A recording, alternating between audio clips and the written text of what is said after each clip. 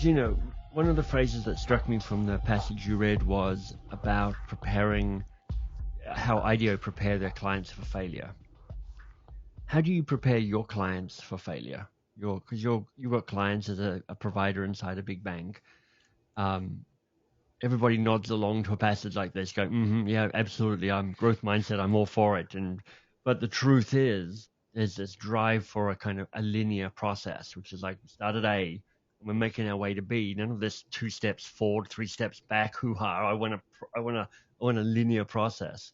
So how do you prepare your clients for failure? So it's never easy, but I think it's a couple of things. Mm, One is around co-creation. So mm, as we do more and more agile work, it's making sure that the people from those teams, the subject matter experts, the people who are sponsoring the work, there's actually folks from their team who are part of the design process. And we're able to create more MVP. So it's not about waiting for a number of months and then, if something isn't quite what they expected, or if the world has moved on and the goal isn't quite what they thought it was starting out, we're actually in lockstep with them. We're able to create right. MVP and keep iterating so that we are close and hitting the mark through the process. And by MVP, you mean a minimal Oh, viable sorry, minimum product, viable kind of product. tapping into that kind of lean mindset. Yeah, nice. And so if you design quickly and Mm, sort of test and learn and improve, then I yeah, think it ultimately creates better outcomes. It also creates greater buy-in and greater alignment throughout the process. yeah.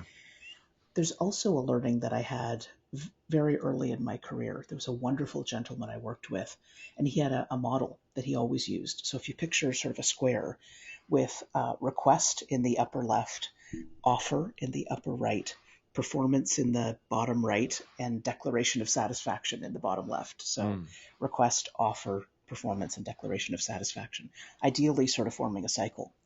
The most important thing to focus on are the first two.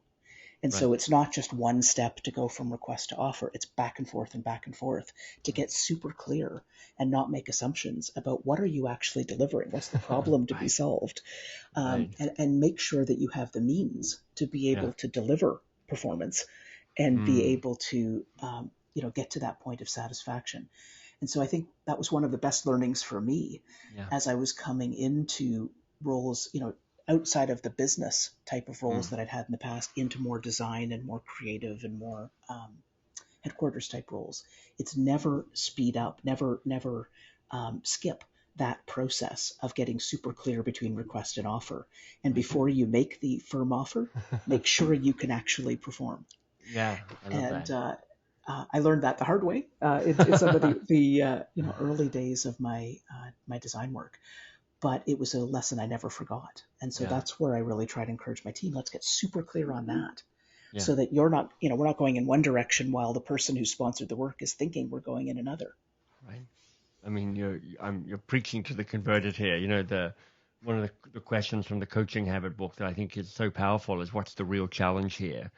And the key insight is that the first thing they bring to the table is not the real challenge, it's just their first guess. So if you get seduced into thinking that's the thing to solve, there's disappointment awaiting all parties at the end of that, Exactly. whatever that flurry might be.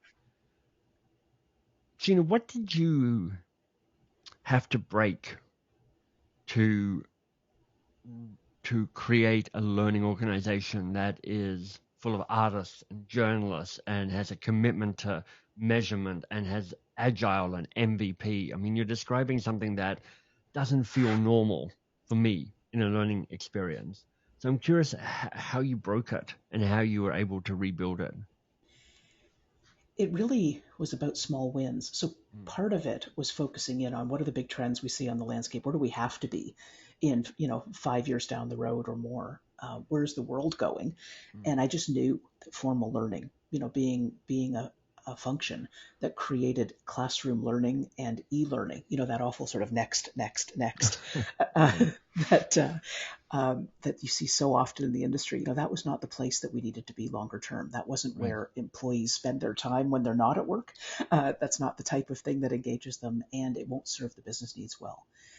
When I came into this role, I was a little challenged to find that they had just spent a number of months working on their strategy which was actually about saying no to anything that wasn't formal learning.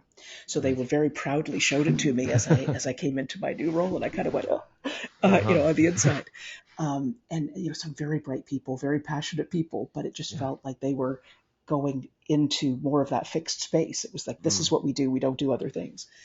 Wow. So we've got to think differently if we're going to anticipate and keep pace with where the company is going and where the world is going. Yeah. And so it really started with small wins, giving people an opportunity to have a little bit of freedom on R&D. And I strategically picked out the areas that I wanted people to focus on, to start to get a different perspective around where things were going, to start to kick the tires a little bit on VR and AR and AI and so on, and start to see, well, gee, we could do this. What if we started to introduce these sorts of things? What if we said yes to these requests that weren't just formal learning? What if we were able to do a number of quick hits that took far less time? What if we were able to curate using the best content off the street and just wrap the BMO context around the outside? There's no BMO way of teaching Excel. There just isn't, right?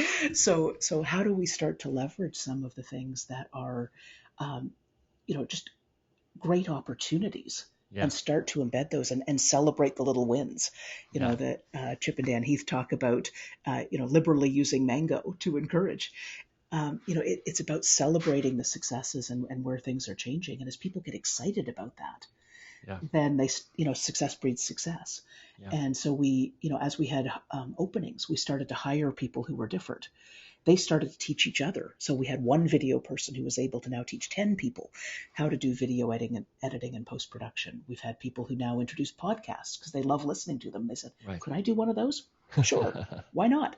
And, starting to kind of get the snowball going. Yeah. And there's this incredible, dynamic, close-knit, fun team now that loves coming up with new solutions, and they all come from a different background and experience, so they see solutions in different ways. So, it's about starting small and finding the bright spots that you can really keep building on.